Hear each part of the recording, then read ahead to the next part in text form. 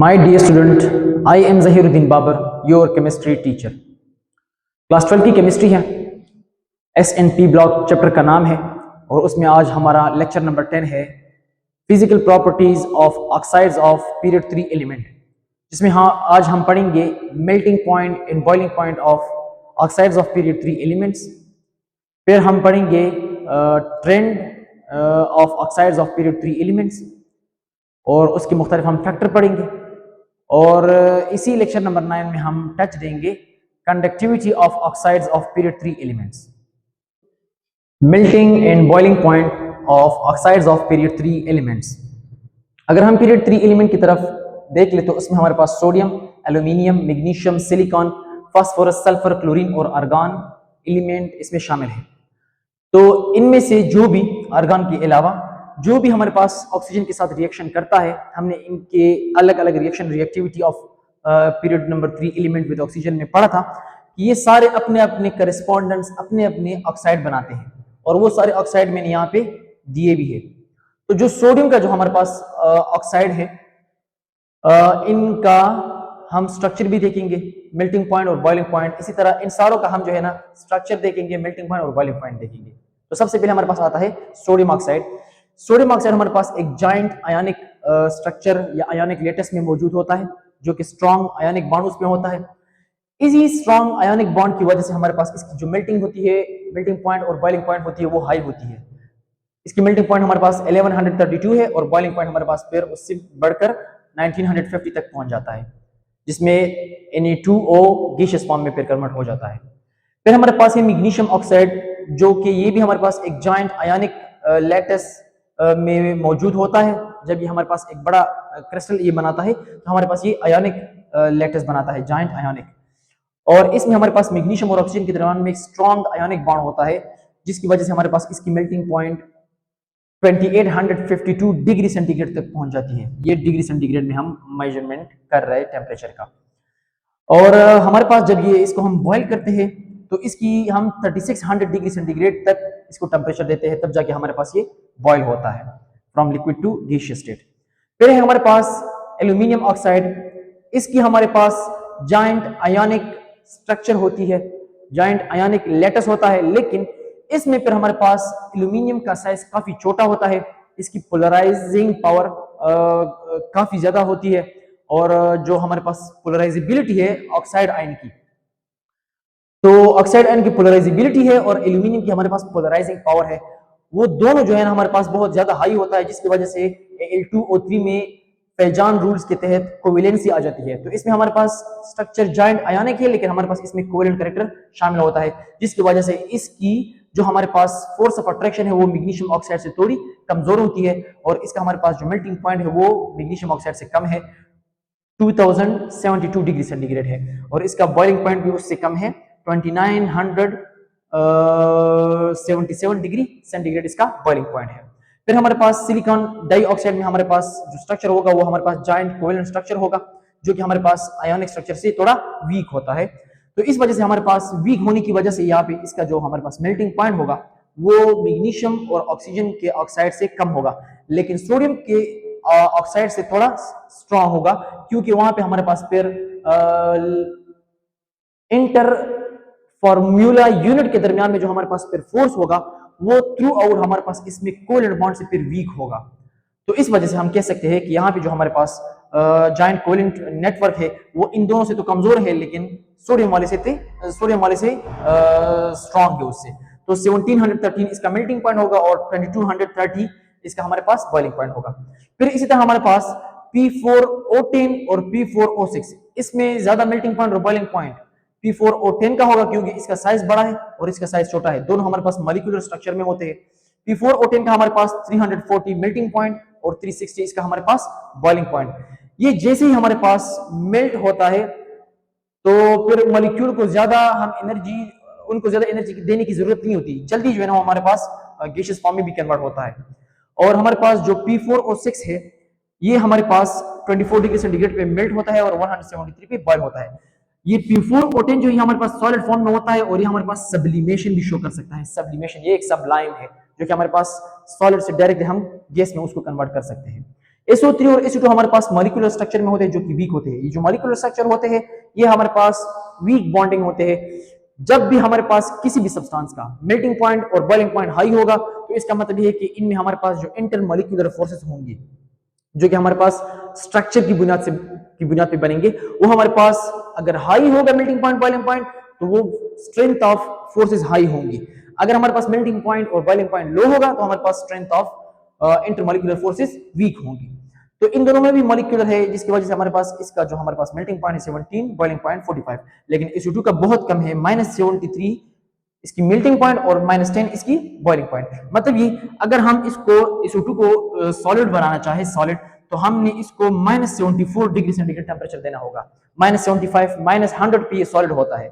-100 से अगर हम टेम्परेचर बढ़ाते जाए तो -100 कम है, -73 बड़ा है, तो ज्यादा टेम्परेचर करने से -73 पे ये फिर सॉलिड से लिक्विड में कन्वर्ट हो जाएगा। और इसी तरह टेम्परेचर बढ़ाते बढ़ाते हम अगर -10 तक आ जाएंगे तो ये हमारे पास फिर गैसियस फॉर्म में कन्वर्ट हो जाएगा। फिर हमारे पास है मॉलिक्यूलर फॉर्म में Cl2O7 भी मौजूद है। इसकी हमारे पास जो मेल्टिंग पॉइंट है वो -91 डिग्री सेंटीग्रेड है और बॉइलिंग पॉइंट फिर इसकी हमारे पास 82 डिग्री सेंटीग्रेड है। तो इसमें हमारे पास जो हम देख रहे हैं मेन रोल इन ऑक्साइड का जो है वो इसमें इनके स्ट्रक्चर परफॉर्म कर रहे हैं कि कौन से स्ट्रक्चर में है। जितना हमारे पास स्ट्रॉन्ग इंटरमॉलिक्यूलर फोर्स होगा स्ट्रक्चर में उतनी हमारे पास उनकी मेल्टिंग पॉइंट और बॉइलिंग पॉइंट हाई होती है। फिर अगर हम ट्रेंड की तरफ देख ले तो इसमें हमारे पास सबसे ज्यादा जो हमारे पास वो होगा मेल्टिंग पॉइंट और बॉइलिंग पॉइंट, तो आयोनिक जो हमारे पास लैटिस बनाते हैं या जो जॉइंट आयोनिक लैटिस में होते हैं उनमें सबसे हाई जो मेल्टिंग पॉइंट और बॉइलिंग पॉइंट है वो मैग्नीशियम ऑक्साइड का होगा, फिर उससे कम एल्यूमिनियम का होगा, फिर सबसे कम हमारे पास सोडियम का होगा। इनके ओवरऑल अगर हम देख लें तो इनके हमारे पास मेल्टिंग पॉइंट और बॉइलिंग पॉइंट हाई होते हैं। इनकी जो हमारे पास स्ट्रक्चर होती है वो हमारे पास जॉइंट आयोनिक स्ट्रक्चर होती है। सोडियम और ऑक्सीजन के दरमियान में आयोनिक बॉन्ड होगा वो स्ट्रांग होता है, लेकिन इनमें अगर हम कंपेयर कर ले तो इनकी मुनासिबत से हमारे पास सोडियम और ऑक्सीजन के दरमियान में जो आयोनिक बॉन्ड होगा वो वीक होगा, जिसकी वजह से हमारे पास इनकी मेल्टिंग पॉइंट और बॉइलिंग पॉइंट इनसे कम होगी।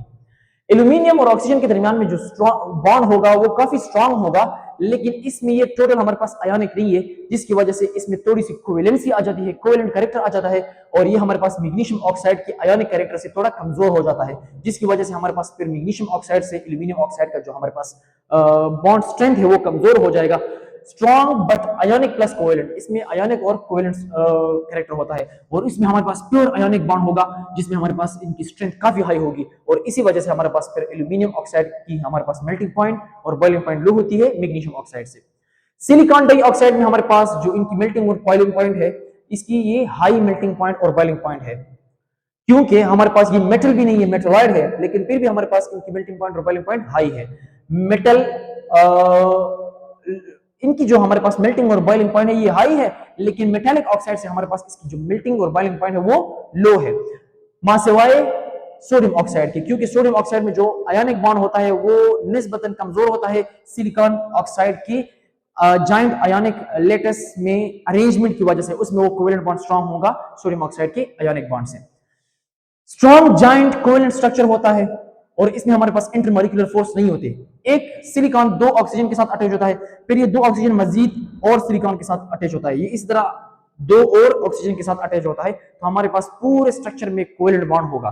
तो कोवेलेंट बॉन्ड को ब्रेक करना मुश्किल होता है, ज्यादा हीट देनी पड़ती है उसको, इसी वजह से हमारे पास इनकी मेल्टिंग पॉइंट और बॉइलिंग पॉइंट हाई होती है। फिर है P4O10 और O6 और P4O10, इनकी अगर हम मजमूई तौर पे बात कर ले तो ये हमारे पास मॉलिक्यूलर स्ट्रक्चर होता है इनका, वीक वंडर वॉल फोर्स इनका होता है, वीक वंडर वॉल फोर्स है, ये वंडर वॉल फोर्सेस इनमें होते हैं, लेकिन इनमें फिर P4O10 का साइज बड़ा होता है, सरफेस एरिया फिर उसका बड़ा होता है। जब सरफेस एरिया बड़ा होता है, साइज बड़ा होता है, तो हमारे पास ज्यादा जो है ना हमारे पास उनमें वंडर वॉल फोर्सेस ज्यादा होंगी।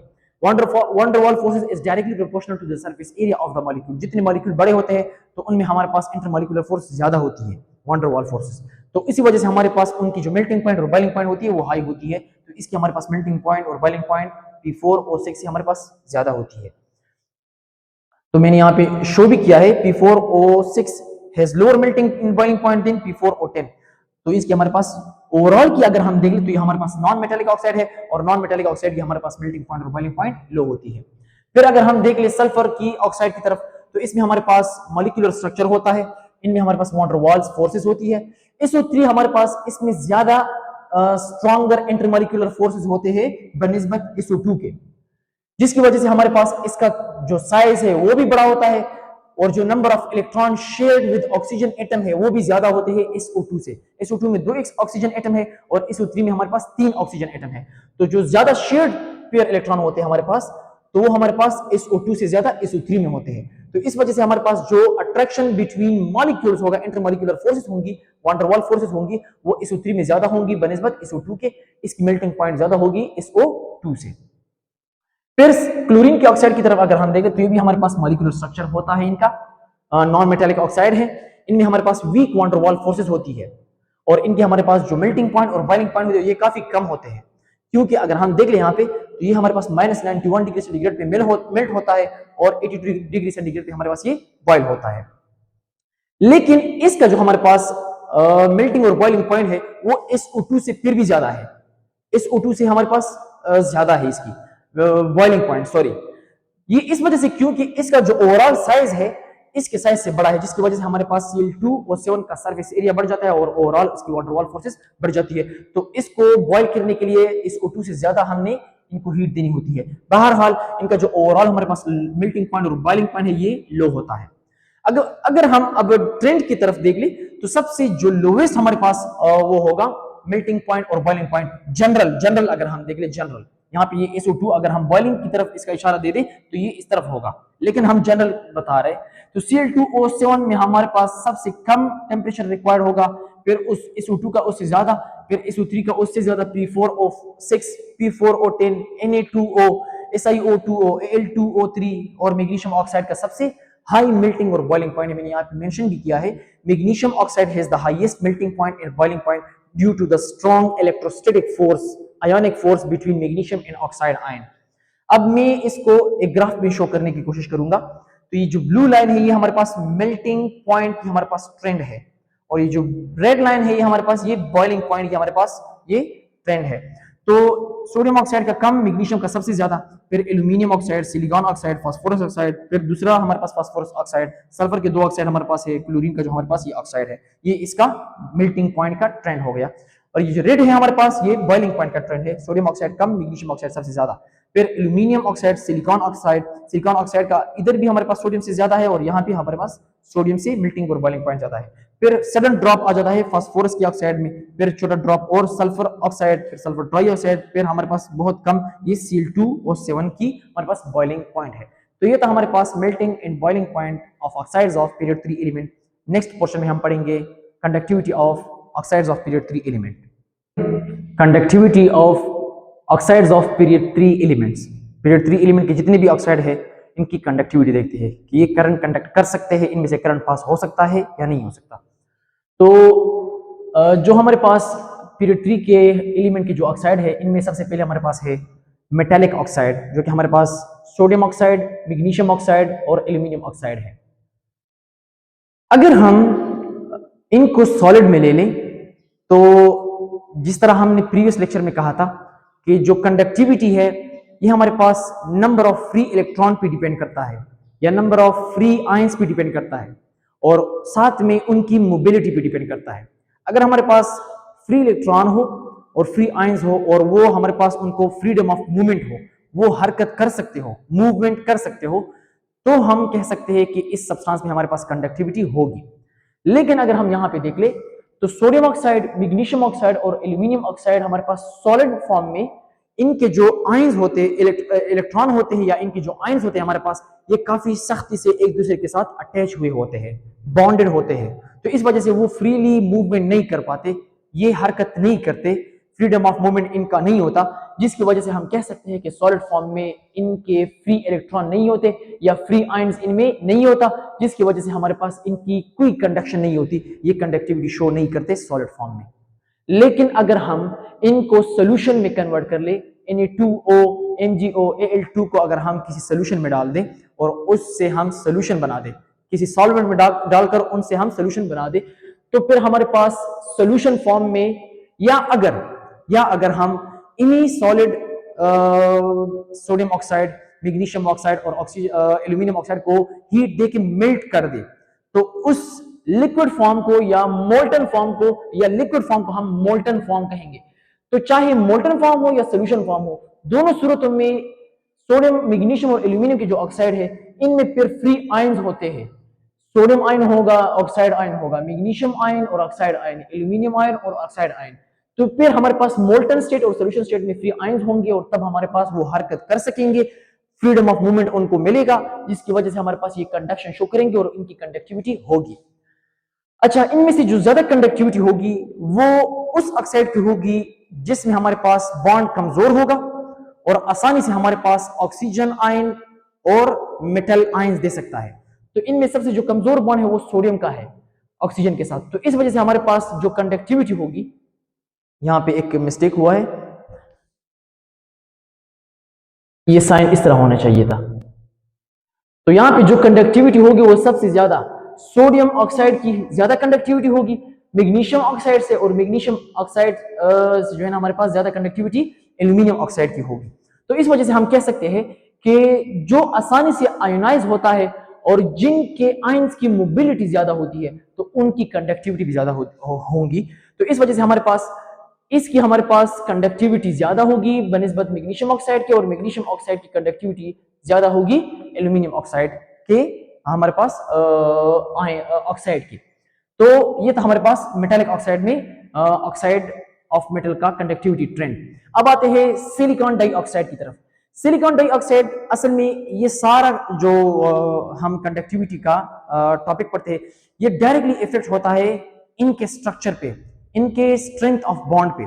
अगर हम देख लें यहाँ पे तो इनमें जो स्ट्रक्चर है वो हमारे पास जॉइंट कोवेलेंट स्ट्रक्चर है, जिसकी वजह से सिलिकॉन और ऑक्सीजन बहुत सख्ती से स्ट्रांगली अटैच होते हैं, एक दूसरे को फ्री नहीं होने देते, फ्रीली आजादाना तौर पे ये हरकत नहीं कर पाते। तो हम कह सकते हैं कि हम अगर इनको सॉलिड फॉर्म में देख लें या अगर हम मोल्टन या सोल्यूशन फॉर्म में देख लें तो इनमें ना तो फ्री इलेक्ट्रॉन्स होते हैं और ना इनमें फ्री आयंस होते हैं कि वो कंडक्शन करें, चाहे हम इनको सॉलिड में ले लें या हम इनको सोल्यूशन या लिक्विड फॉर्म या मोल्टन स्टेट में ले लें, तो ये एक दूसरे को नहीं छोड़ते, जिसकी वजह से हमारे पास ये सारे हमारे पास पूरे कंडक्टर होते हैं, इनकी कंडक्टिविटी नहीं होती।